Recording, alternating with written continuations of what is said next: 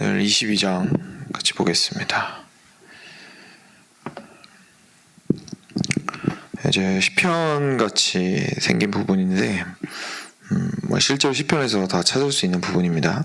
그래서 시편과 같은 모습을 한 우리 사무엘하 22장 1절부터 16절까지를 같이 교독하도록 하겠습니다. 제가 먼저 한 절 읽겠습니다. 여호와께서 다윗을 모든 원수의 손과 사울의 손에서 구원하신 그날에 다윗이 이 노래의 말씀으로 여호와께 아뢰어 이르되 여호와는 나의 반석이시요 나의 요새시요 나를 위하여 나를 건지시는 자시요 내가 피할 나의 반석의 하나님이시요 나의 방패시요 나의 구원의 뿌리시요 나의 높은 망대시요 그에게 피할 나의 피난처시요 나의 구원자시라 나를 폭력에서 구원하셨도다. 내가 찬송받으실 여호와께 아뢰리니 내 원수들에게서 구원을 받으리로다. 사망의 물결이 나를 애우고 불의의 창수가 나를 두렵게 하였으며 수월의 줄이 나를 두르고 사망의 올무가 내게 이르렀도다. 내가 환난 중에서 여호와께 아뢰며 나의 하나님께 아뢰었더니 그가 그의 성전에서 내 소리를 들으시며 나의 부르짖음이 그의 귀에 들렸도다. 이에 땅이 진동하고 떨며 하늘의 기초가 호동하고 흔들렸으니 그의 진노로 말미암이로라. 그의 코에서 연기가 오르고 입에서 불이 나와 사름이여 그 불에 숯이 피었도다. 그가 또 하늘을 두리우고 강행하시니 그의 발 아래는 어두컴컴하였도다. 그룹을 타고 나르시며 바람 날개 위에 나타나셨도다. 그가 흑암 곧 모인물과 공중의 빽빽한 구름으로 둘린 장막을 삼으시며 그 앞에 있는 광채로 말미암아 숯불이 피었도다. 여호와께서 하늘에서 우레소리를 내시며 지존하신 자가 음성을 내시며 화살을 날려 그들을 흩으시며 번개로 무찌르셨도다. 같이 읽겠습니다. 이럴 때에 여호와의 꾸지람과 콧김으로 말미암아 물밑이 드러나고 세상의 기초가 나타났도다. 아멘. 네, 저희 사무엘하 이제 거의 막바지에 도달했습니다. 오늘 부분에서는 방금 말씀드렸던 것처럼 시편에서 저희가 찾아볼 수 있는 말씀을 다윗이 실제 역사 속에서 자신이 인생을 살아가면서 인생 속에서 이 노래를 했다는 것을 보여주는 대목으로 이렇게 여기 22장에서 저희가 또 함께 찾아볼 수가 있습니다. 인생 이야기와 함께 이 시편을 찾아볼 수가 있습니다. 그동안 정말 많은 일들이 있었죠. 다윗이 이렇게 목동이었다가 왕이 되고 그 이후에 사울에 의해서 고난을 받게 되고 뭐 괜찮은 줄 알았다가 또 압살롬 때문에 정말 어떻게 보면 사울 때보다도 더 가슴을 찢고 마음 아파할 수밖에 없었던 일을 또 겪었습니다. 그래서 이제 모든 것들을 회복된 이후에 다윗이 또한 이에 대해서 노래하는 것을 저희가 볼 수 있습니다. 1절에 보시면 여호와께서 다윗을 모든 원수의 손과 사울의 손에서 구원하신 그날에 다윗이 이 노래의 말씀으로 여호와께 아뢰어 라고 말하고 있는데요. 이 1절을 저희가 어떻게 보면 삶 가운데에서 찬양의 정의로 생각을 해볼 수 있을 것 같습니다. 우리한테 찬양이 무엇이냐라고 물어보면 이 1절을 한번 기억해 보면 좋을 것 같아요. 여기에 여호와께서 다윗을 모든 원수의 손과 사울의 손에서 구원하신 그날에, 그러니까 첫 번째로는 하나님께서 행하신 일에 대해서 우리가 높이는 것이 찬양입니다.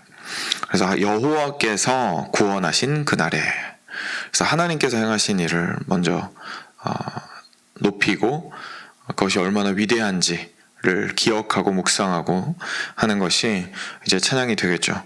그리고 두 번째는 남의 일을 가지고 이야기를 하는 게 아니라 실제로 하나님께서 나의 삶 가운데에서 어떤 일을 하셨는지를 기억하고 찬양하는 것이 굉장히 중요합니다. 다윗을 모든 원수의 손과 사울의 손에서, 그렇죠? 그래서 나의 삶 가운데에서 하나님께서 행하신 일을 찬양하는 것. 그리고 세 번째로는 모든 원수의 손과 사울의 손에서 구원하신 그날에, 무엇에 대해서 찬양하고 있죠? 하나님의 구원의 손길에 대해서 찬양하고 있습니다.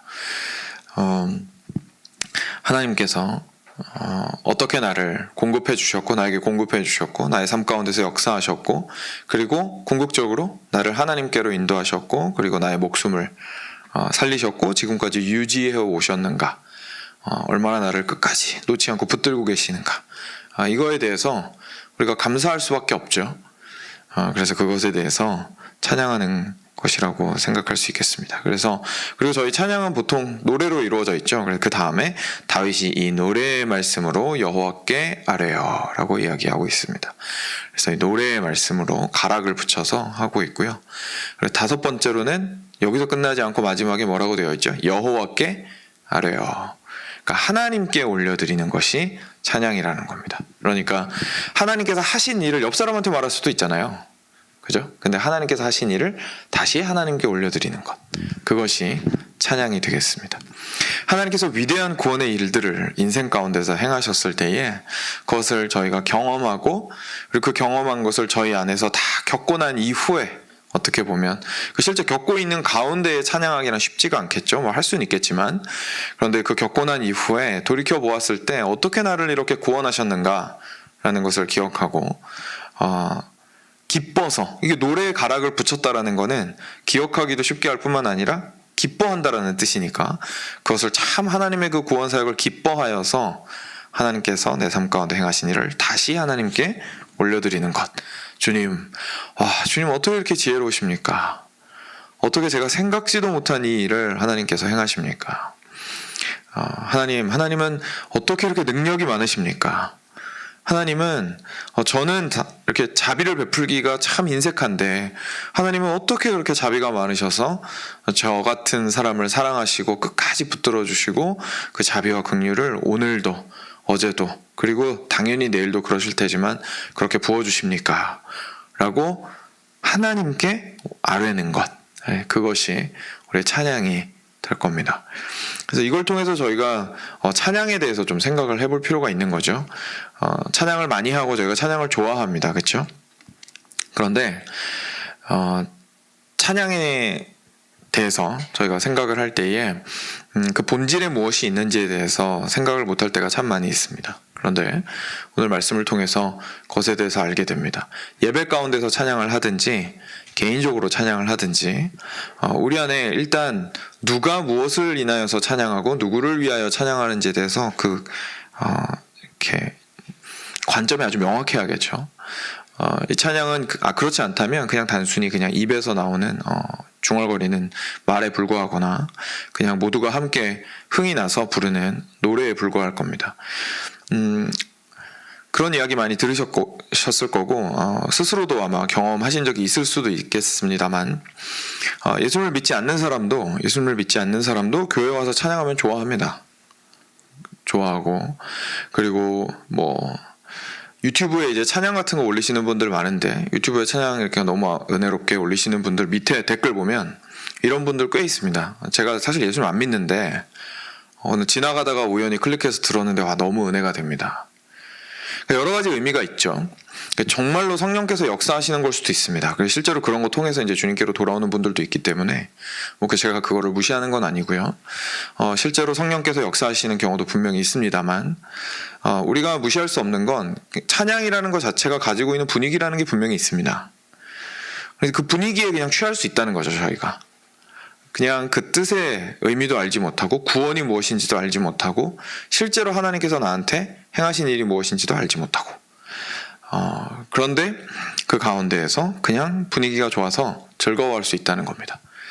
다윗과 우리가 함께 있다고 한번 상상해 본다면 이런 거겠죠. 다윗은 방금 말씀드렸던 그리고 이제까지 우리가 함께 긴 시간 동안 묵상해 왔던 사무엘 상하에서 있었던 모든 일들을 옆에서 보고 겪은 사람이었습니다. 하나님께서 자기의 삶 가운데에서 왕이 되기 이전에도 목동으로서 있을 때에도 곰으로 사자로 이렇게 위험이 올 때에 그 가운데에서 자신을 지키시고 강하게 하시는 하나님을 경험한 바 있습니다. 그리고 그 모든 경험들이 하나님에 대한 경험들이 삶 가운데에서 깊이 있게 쌓이게 된 거죠. 그 삶의 여정 가운데에서 다윗의 찬양은 당연한 반응으로서 계속해서 생산되어져 나온 것이었고 그러다 보니까 150편이나 되는, 물론 모두 다 다윗이 쓴 건 아니지만 정말 그 수많은 시를 생산을 해낼 수 있었던 거죠. 그만큼 그 마음 가운데 하나님을 향한 그 삶 가운데 하나님으로 인한 경험과 그리고 그 경험들이 하나님을 향한 기쁨으로 연결되었기 때문입니다. 그리고 그 일들이 하나님께로부터 온 것이었고 하나님께서 나를 구원하시기 위한 것이었고 하나님께서 나를 사랑하시는 것이다 라는 것을 확실하게 다윗은 느꼈던 거죠. 단순하게 하나님께서 내 안에서 행하신 일이 잘 되게 해주신 것이라든지 아니면 나의 기분이 좋아졌다든지 그냥 평온한 마음이 들었다든지 하는 마음으로 마음이 좀 숙연해지고 경건한 마음이 들어서 그 노래를 진지하게 부르면 찬양이 되는 것이 아닙니다.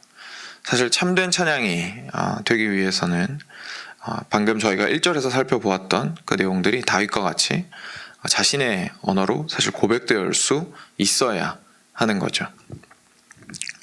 그래서 다윗이 이런 찬양들을 우리 가운데서 계속해서 하게 됩니다. 이어지는 말씀을 저희가 보게 되면 이 내용이 훨씬 더 구체적으로 좀 다가오게 되죠.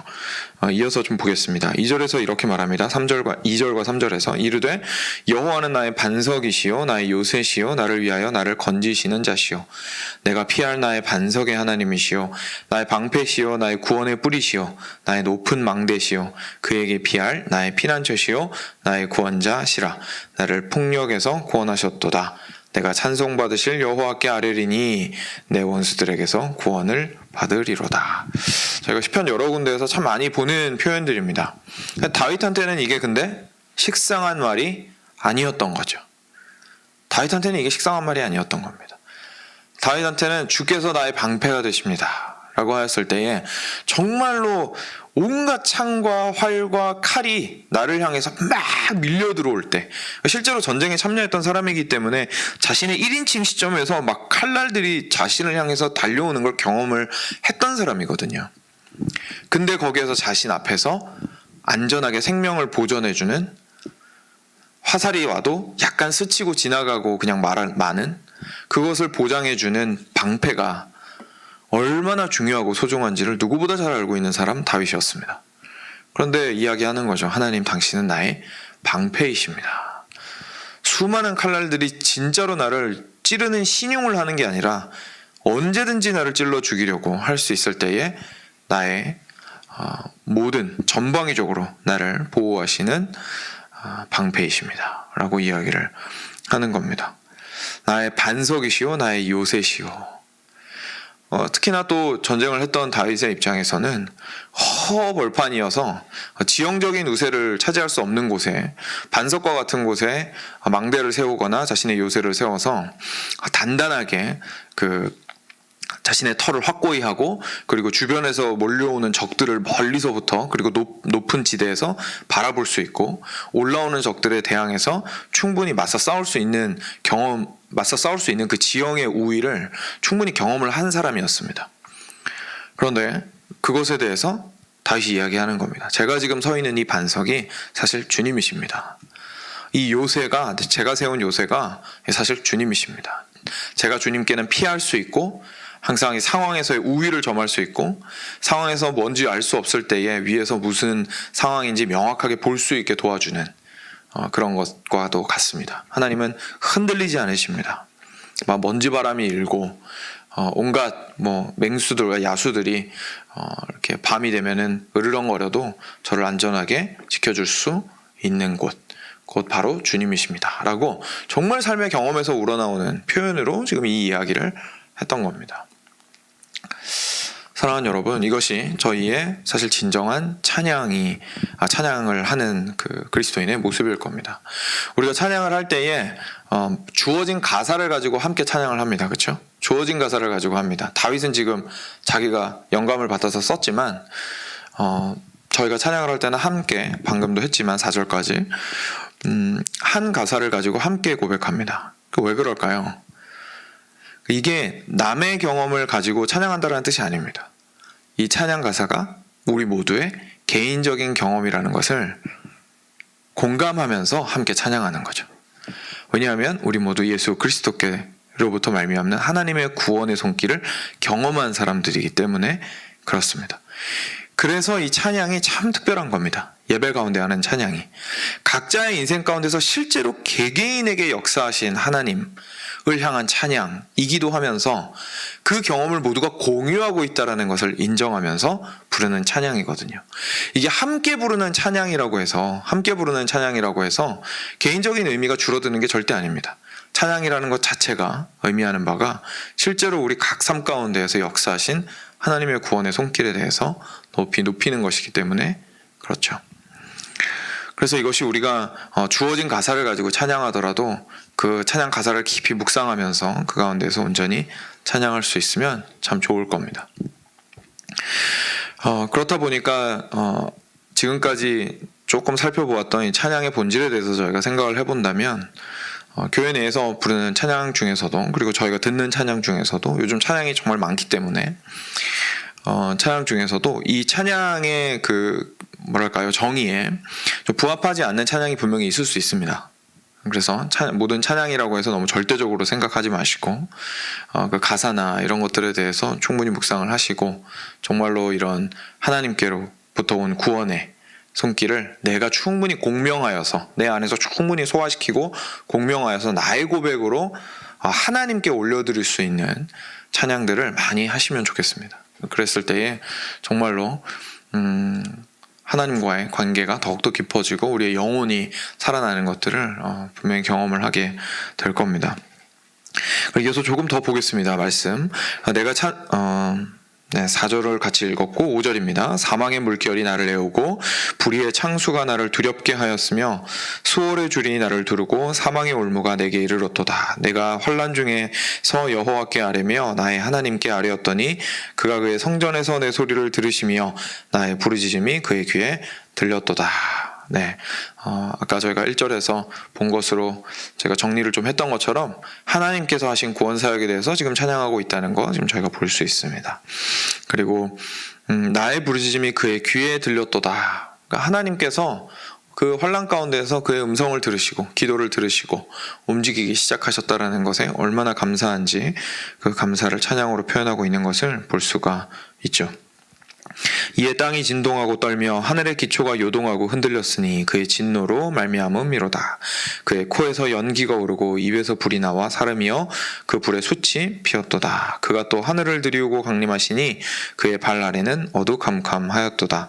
그룹을 타고 나르시며 바람날개 위에 나타나셨도다. 그가 흑암 곧 모인 물과 공중의 빽빽한 구름으로 둘린 장막을 삼으시며 그 앞에 있는 광채로 말미암아 숯불이 피었도다. 언어가 너무 화려하고 생생하고 생동감이 있죠. 천천히 읽으면서 이렇게 저희가 함께 기도도 하고 찬양도 부르고 하면 참 좋은데요. 제가 그 대학교 다닐 때 시를 참 좋아하는 선배가 있었는데 그 선배가 이렇게 이야기한 적이 있습니다. 자기는 사람들이 시를 왜 싫어하는지 알고 있다.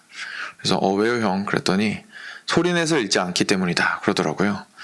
되게 어린 나이였는데 그 형도죠. 저랑 한 2살밖에 그때 차이 안 났는데 진짜 맞는 말인 것 같더라고요. 그래서 마음에 되게 와닿았어요. 아직까지도 제가 지금 기억하고 있는데 시는 실제로 노래하라고 만들어진 겁니다. 왜냐하면 운율도 있고 거기에 나오는 그 묘사들이 빨리 읽으라고 저희가 이렇게 정보 빨리 읽듯이 핸드폰 넘기듯이 넘긴다고 될 일이 아니고 시는 천천히 읽어야 됩니다. 그리고 소리내서 읽어야 됩니다.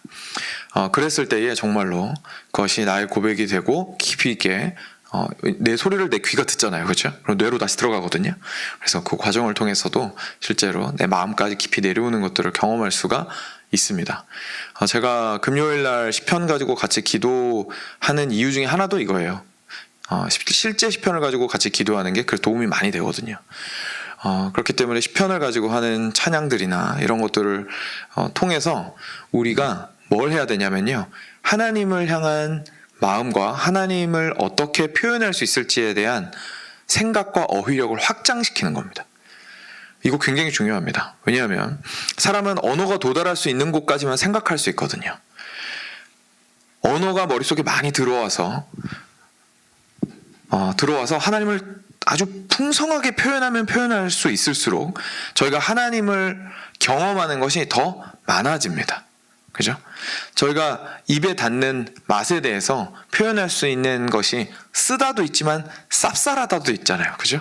그래서 섬세하게 표현할 수 있을 때 다른 음식을 먹었을 때 예전에 이 두 언어를 몰랐을 때는 그냥 둘 다 쓰다. 근데 이 언어를 알고 나서는 이거는 쓴데 그래서 조금 별로 이렇게 먹고 싶지가 않은데 이건 쌉쌀한데 맛이 괜찮네 이렇게 되거든요. 그러니까 섬세하게 구분하면서 오히려 더 풍성하게 누릴 수 있게 됩니다. 그래서 이 언어들을 개발을 하는 것이 중요한데 혼자서 짜내기가 되게 힘들잖아요. 그렇죠? 그렇기 때문에 시편이 저희한테 얼마나 큰 도움이 되는지 모릅니다. 그 시편을 소리내서 함께 읽으면서 묵상하시고 하나님에 대해서 묘사하시는 부분들을 그냥 쓱 하고 지나가지 마시고 더 많이 음미하셨으면 좋겠습니다. 그래서 아까 제가 방패, 요새, 반석 이런 거에 대해서 짧게 설명드렸던 것처럼 방금 읽었던 이런 화려하고 그리고 참 성을 다한 그런 표현들을 좀 묵상을 하실 때에는 천천히 소리내서 읽으시면서 하나님의 어떠하심을 묵상하시고 이런 모습들이 나의 삶 가운데 드러난 하나님이 이런 모습이 있으셨을까 이런 생각도 해보시고 그렇죠? 아니면 정말 그냥 읽자마자 바로 와닿는 그래 이 하나님이 정말 내가 경험한 바로 그 하나님이지 라고 생각하시면서 깊이 함께 은혜도 받으시고 하시면 시편이 정말 그 어떤 것보다도 사랑할 수밖에 없는 성경 말씀이 될 겁니다. 그래서 이런 것들을 저희가 여기에서 좀 볼 수가 있습니다. 끝까지 보죠. 14절부터 16절입니다. 여호와께서 하늘에서 우레소리를 내시며 지존하신 자가 음성을 내시며 화살을 날려 그들을 흩으시며 번개로 무찌르셨도다.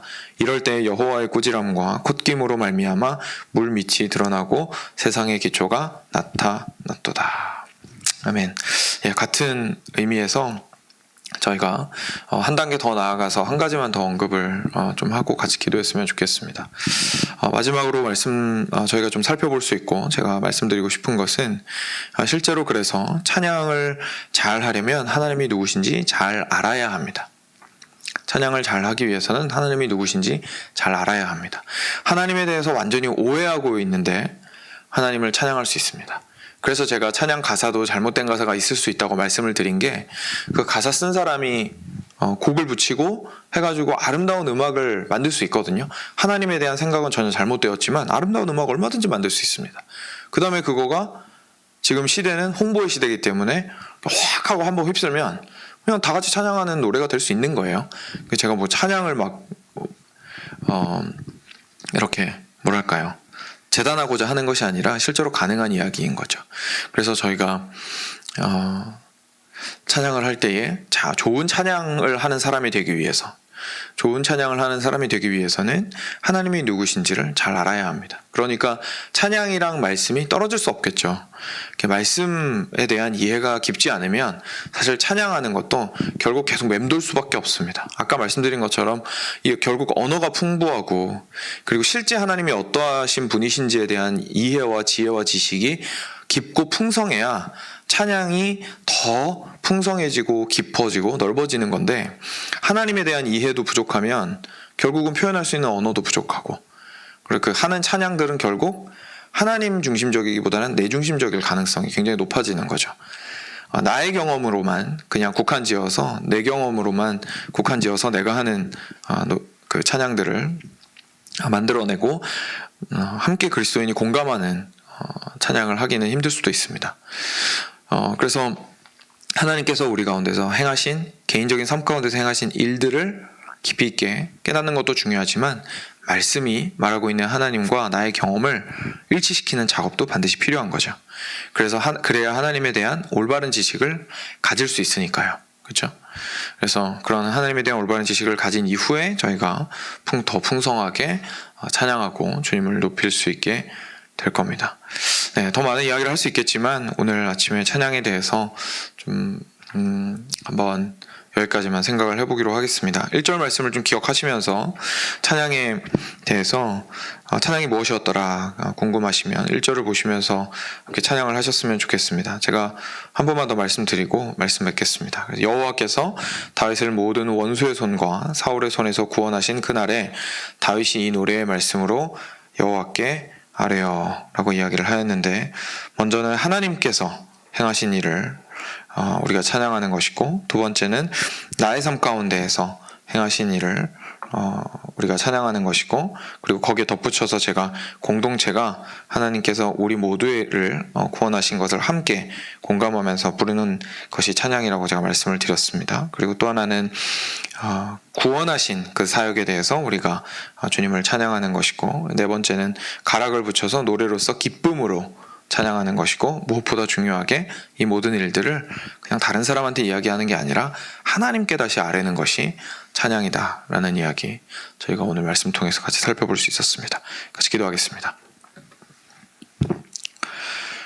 이 시간 같이 기도할 때는 혹시 오늘 그 시편은 아니죠.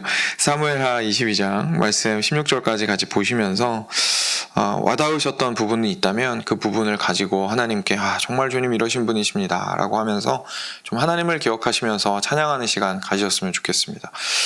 반석으로 경험이 되시는지, 방패로서 깨달아지시는지, 피난처로서 느껴지시는지, 그렇게 정말로 와닿는 부분들을 좀 가지고 다윗의 언어를 빌어서 그것을 나의 언어 삼아서 기도하시고, 그리고 기도하실 때 실제로 구체적으로 하나님께서 자신 삶 가운데서 행하신 것들을 좀 다시 한번 기억하시고, 하나님 그때 이랬는데 이러셨죠.